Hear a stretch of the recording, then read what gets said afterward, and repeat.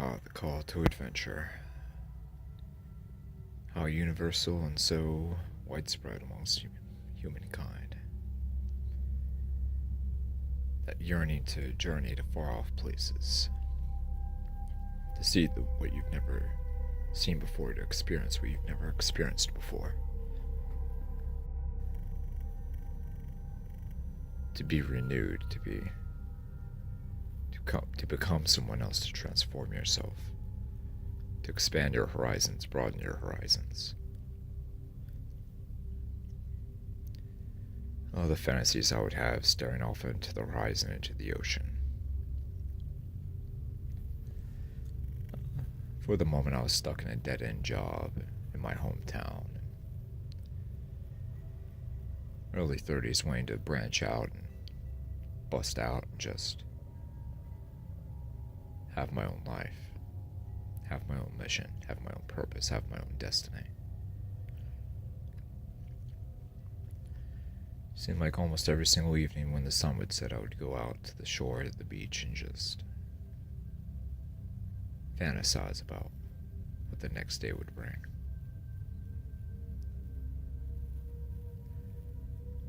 They say the journey of the soul is not something that could be taught or expressed, but something that has to be experienced.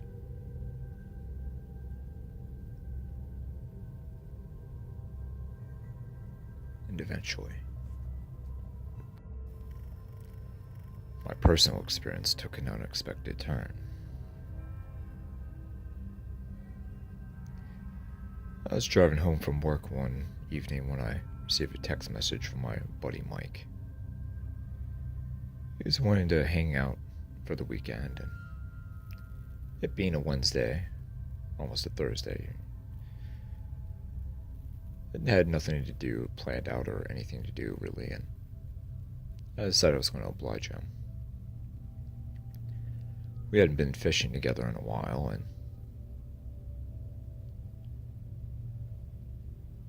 apparently there was a good movement of salmon during the season. Our winter had been unusually warm, and the fish were moving around, really active still, so we agreed. I pulled up into my driveway and opened my front door. I go into my living room, go into my leather chair and begin reading.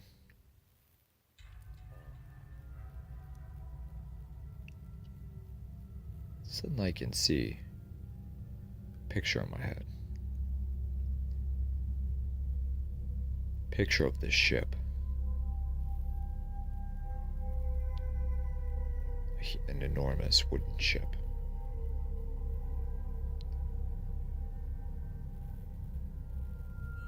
It's being illuminated by flames.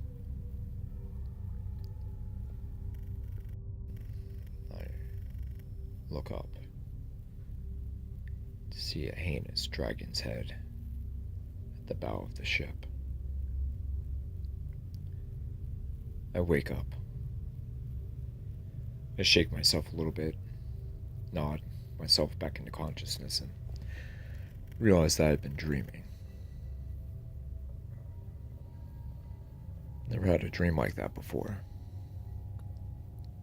Of a ship. Big dragon ship. Where the hell I was dreaming of a Viking ship for? I wondered to myself. Interestingly enough, I just happened to possess some of the Norse epics and legends, and I began reading from those.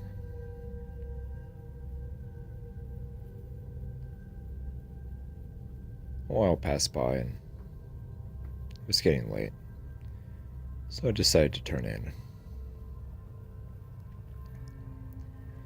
Next morning I woke up, went to work, went about my business. It was odd because I'd been thinking to myself about my buddy Elsa all day. I hadn't heard from her in a few days, and usually she's really keen on contacting me and keeping in touch with me. Went to work, went about my business, and decided to call Elsa up, but she didn't answer. I left a voicemail and texted her asking if she was alright. Several hours went by and there was no reply.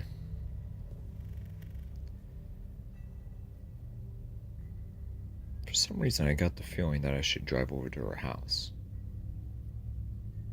I'd never gotten that hunch and that feeling in my gut before, but I decided to follow it and went about my way over there. As soon as I got to the place, it was surrounded by police cars, crime scene tape, and about a dozen or so people out on the street outside looking at the house. God, I whispered to myself. I parked on the side of the street and walked over. I went to one of the officers and asked what had happened, and he just shook his head silently. "Afraid I can't tell you that," he whispered. "Officer, what are you talking about? What happened?" "But you don't want to know," he said in a sheepish voice. I looked at him, puzzled. A crew of ambulance came out of the front door with a stretcher with a sheet covered over it.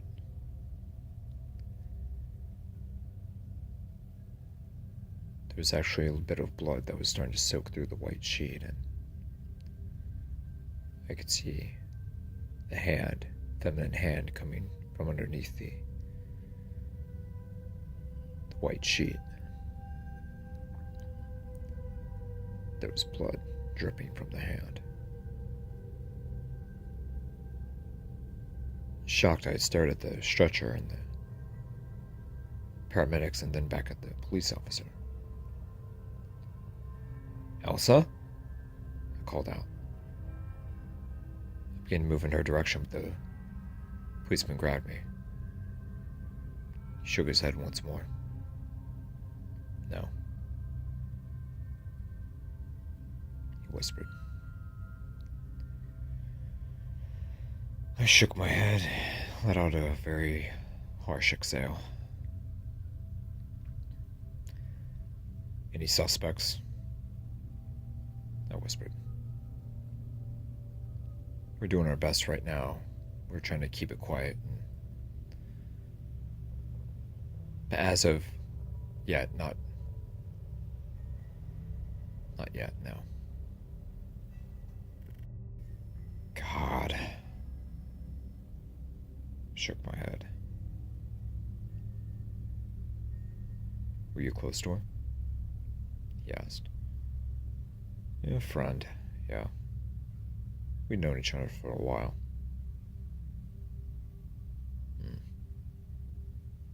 He nodded. Spent my time there for a little longer and went back to my house.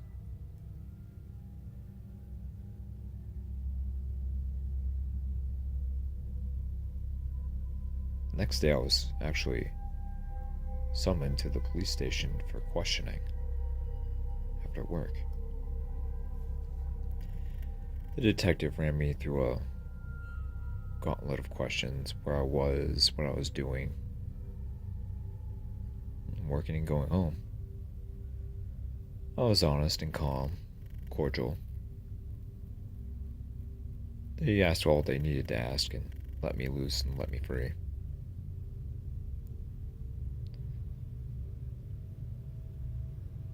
Got back to my house and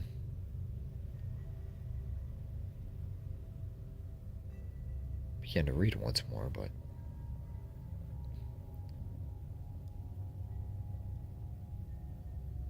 I heard a frantic knocking at my door.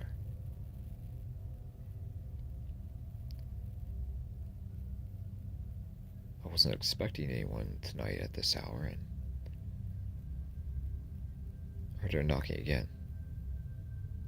Again. Terry, open up. It's me, Mike.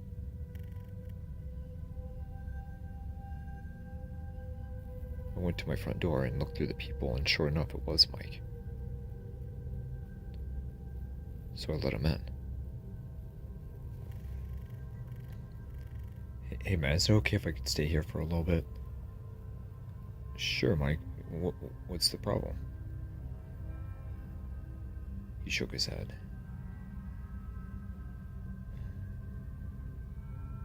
It's Gwen.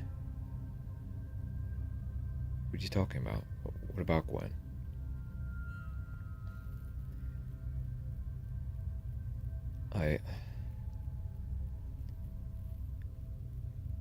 I found her at her place and she was...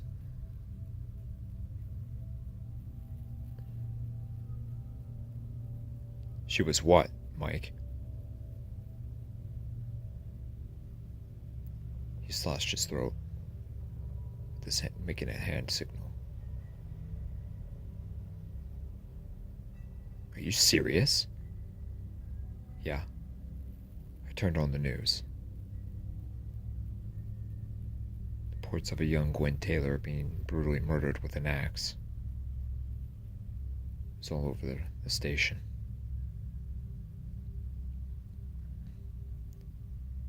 Jesus! I turned to Mike. That's how Elsa died. Yeah. I reported to the police and they arrived. They questioned me and they let me go. Oh, that's funny. They just questioned me earlier today as well. For what happened to Elsa.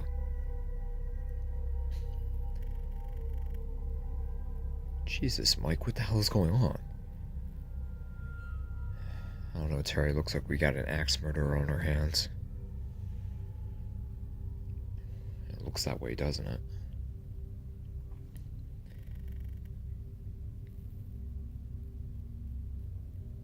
The man was still shaking. He was so uneasy. Wait, you're the one that found the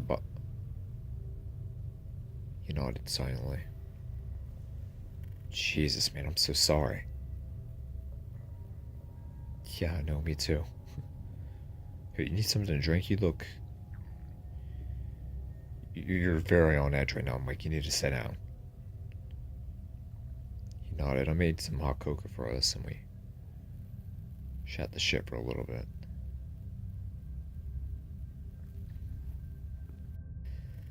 To help get the murder off of his mind, I started talking to Mike about fishing and if he still wanted to do something about it this weekend. I don't know, man. I'm just really shook up about this. It's just... Yeah, I know I would be too. Hell, it's traumatic just finding out anyone that you knew was murdered, let alone your own girlfriend. Jesus, that's crazy. Yeah, man. Just what possesses someone to do something like that? He said, shaking his head and rubbing his eyes. I don't know, man. That's a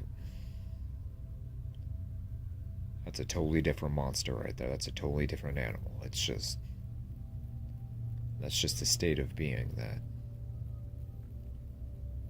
99.999% of people have no understanding of, or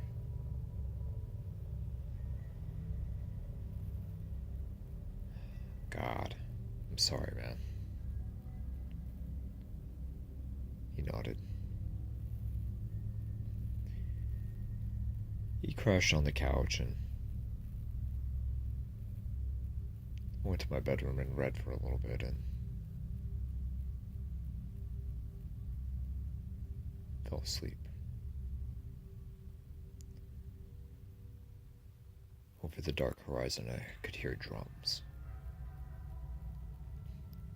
war drums. Loud war drums.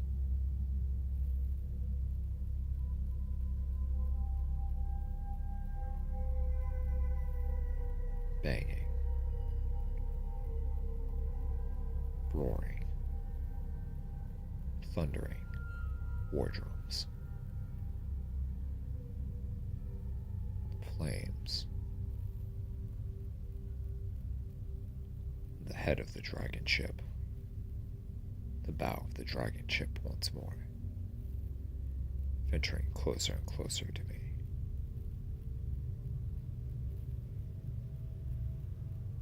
I wake up once more. It's very rare that I have a dream or a nightmare about something repeatedly, but if at all, but this time this was different. This was something that was just felt like an omen or a sign or a vision than your basic dream. I rub my eyes and try to make sense of what I was witnessing.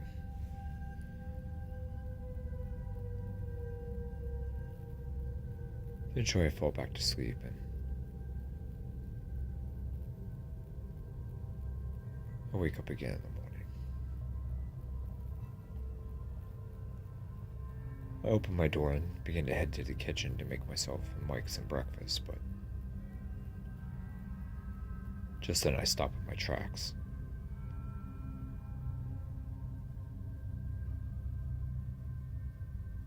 I'm stone cold, frozen, with fear and shock.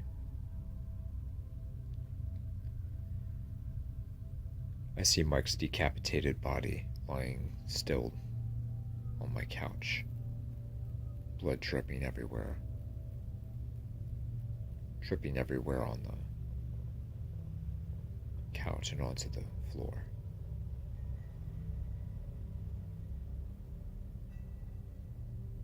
Just then I have a look around my house. My body's completely still, but my eyes are moving around frantically. No sign of. Then I muster up the courage to. I grab a knife out of the kitchen. I muster up the courage to inspect my house. I check all the doors and the windows. No sign of forced entry. Everything was still locked up and none of the windows were busted through. There was no murder weapon in Mike's hand, and judging from the wound, it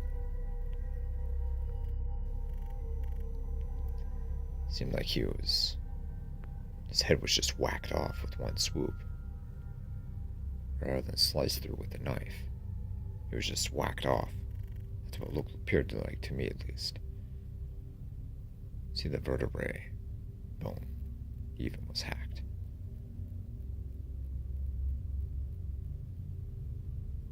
Jesus. Panic-stricken, I called 911 and called for the police.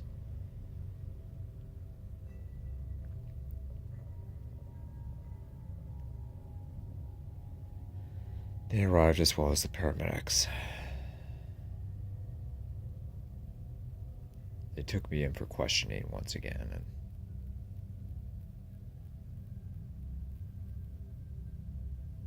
boy, was it a questioning. Almost an interrogation, even. As if I was the prime suspect.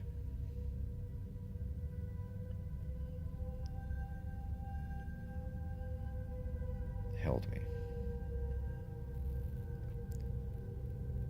Although there was no murder weapon proving that I did it, because the death was caused by a large axe, which was something that I didn't have in my possession,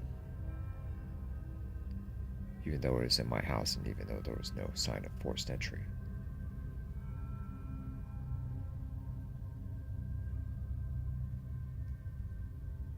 This one had the detectives and the police stumped. They weren't sure what to make of it. I was held for a couple days and set free again.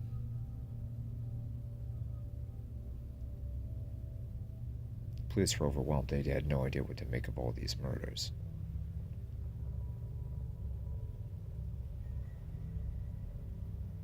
Still, I can hear the war drums beating in the distance.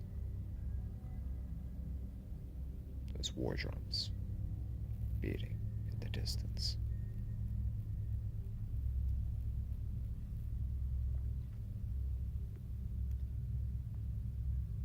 Beating and beating. I no longer had to be asleep or dreaming to hear them. They just kept beating and beating and beating.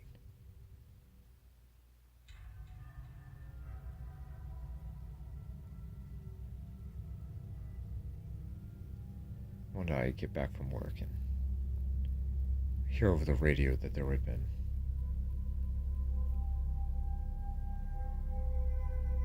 a mass amount of people that were murdered past evening.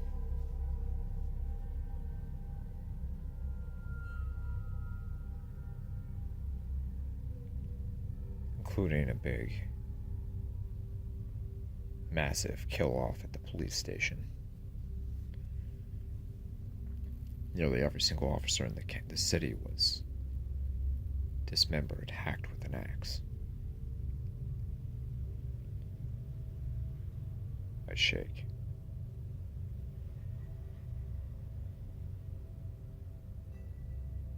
I quiver. I don't know what to do. I go home and I get my 12 gauge out of my gun safe.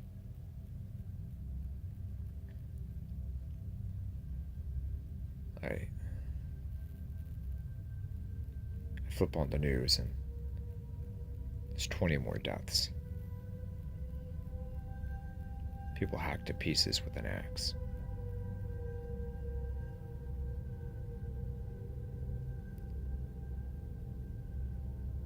Start to hear the wind howl from outside. Turn on the weather report and there's a storm system coming through. Not quite a nor'easter, but pretty nasty low pressure system. It was in the high 40s, but the only thing that was almost as bad as ice and thick snow was, of course, cold rain and wind. The storm raged.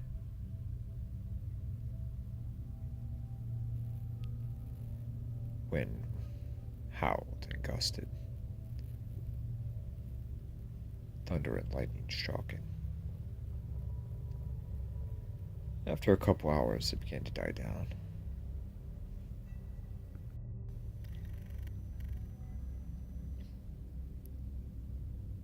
The rain died down, but the wind was still howling.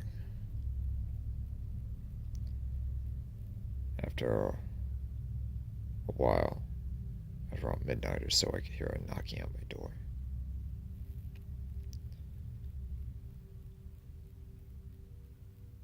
It was odd because I wasn't expecting anyone, and it was late at night. I had my shotgun by my side, and I wasn't fixing to let anyone have the upper hand. Especially with the mass murder on the loose. I hear another knocking at the door, but I don't answer. Then I hear a booming crunch. Wood splinters off and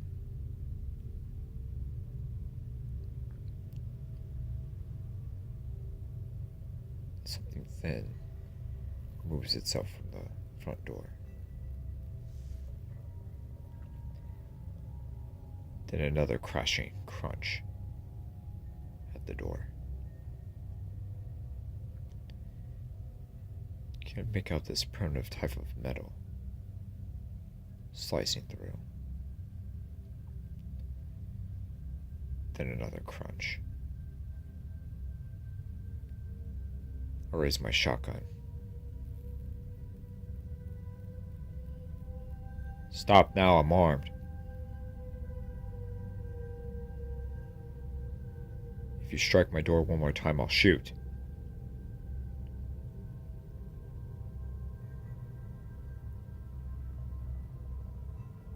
A sudden explosion at the door. Large, heavy front door just erupts into pieces.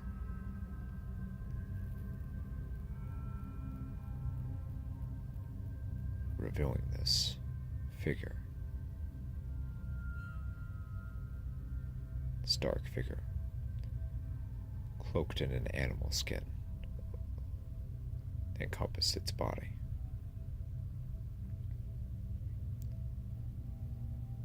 The figure begins to walk through the threshold slowly.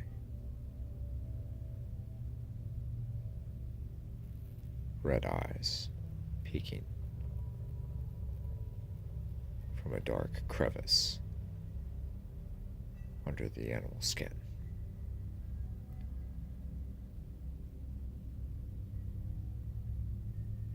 It appeared that the skin was just one continuous hide, dark brown, almost black. The dark figure was carrying an axe in its right hand, an enormous axe.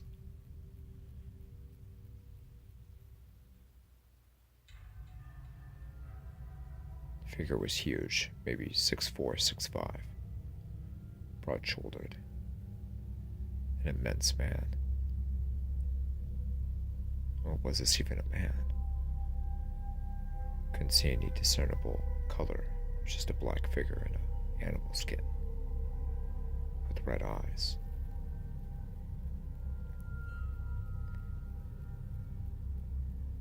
Suddenly the figure launched a spear at me. The blade of the spear striking the wall just behind me, inches above my head.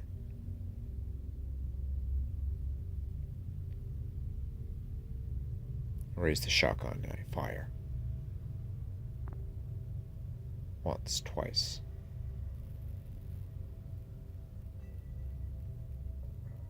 Unload all the slugs out the 12 gauge and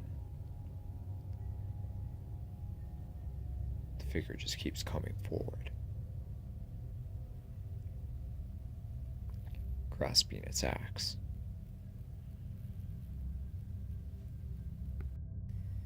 It raises its weapon, ready to deal a death blow to me. Just as the axe rains down, I move slightly and roll. Just as the axe blade hits the couch, I race past the dark figure. He reaches out with his left arm, but misses me as I duck down. I run out of my house and get into my car, and as I start it up, the figure begins to walk through the threshold of the house. The figure is solid black. Underneath the bare skin, the black eyes, the red eyes, piercing through my car headlights, the enormous axe.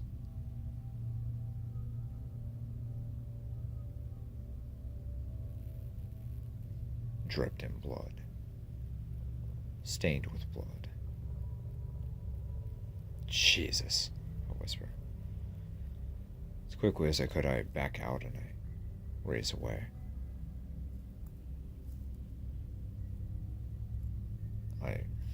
I contemplate where to go. I think about where to go. My mind's racing. The war drums begin to play once again, banging in my head.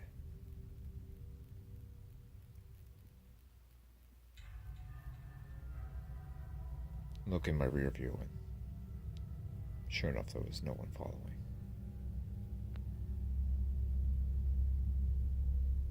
raced into town, right along the freeway by the ocean.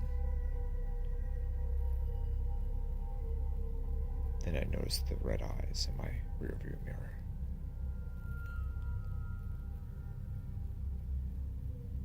I don't have a convertible. It's... How did... The red eyes are in my back seat. I turn to look, and the fiend is there, staring at me. Raises his axe and attempts to take another death swing at me. I duck as the axe blade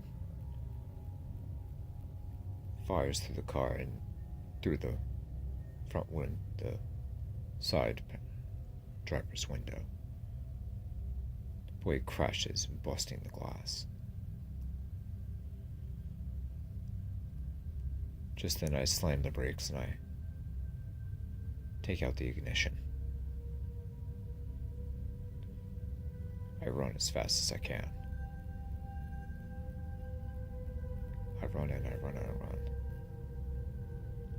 Run several hundred yards and finally make it to the outskirts of the town.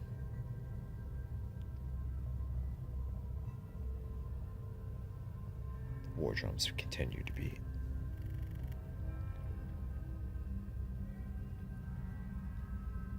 I look for someone, anyone, but no one's around.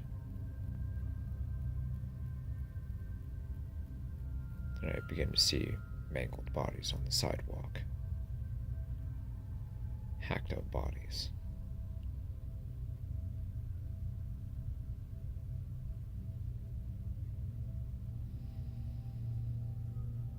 Then I begin to see something on the horizon. It's almost pitch black, but the ocean reveals a dragon ship in the distance, coming for the shore.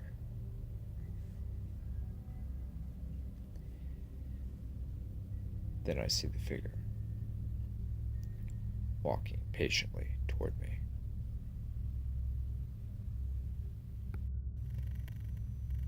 I run and I run.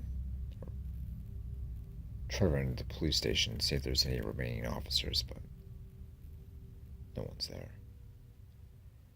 The town is completely deserted.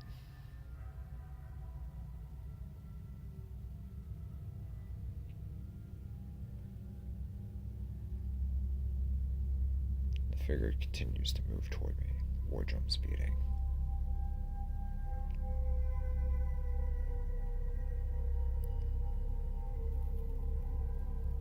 Suddenly, I can't move. I drop to my knees and the figure has me right where he wants me.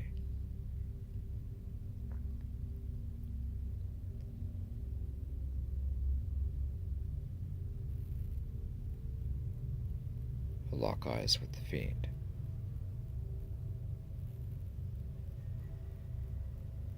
The fiend tilts its head, staring at me.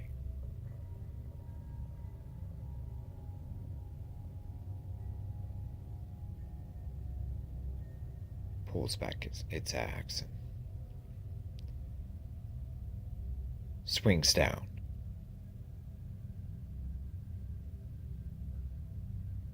Miraculously, the blade stops about an inch or so from my head.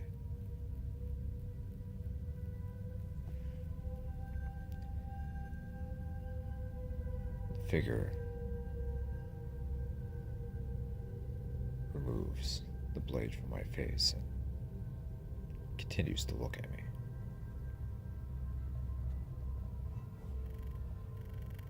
Tilts its head back and forth.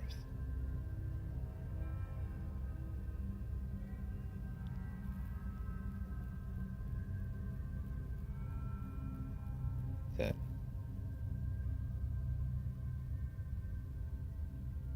the monster hands me its weapon. It gives the axe to me, and it begins to walk away.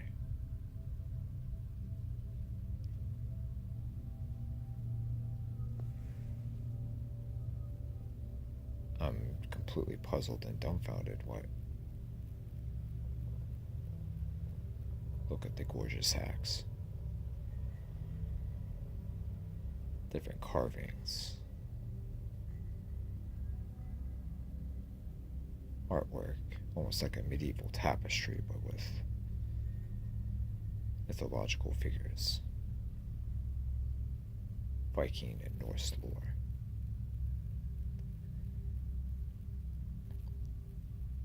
I stand up and I raise the weapon.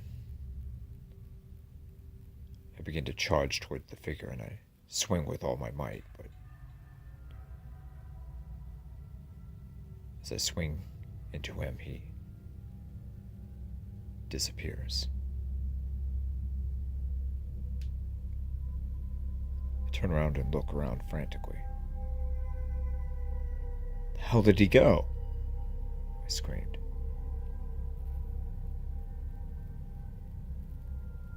Just then I looked toward the ocean as I began to see the dragon ship sail away.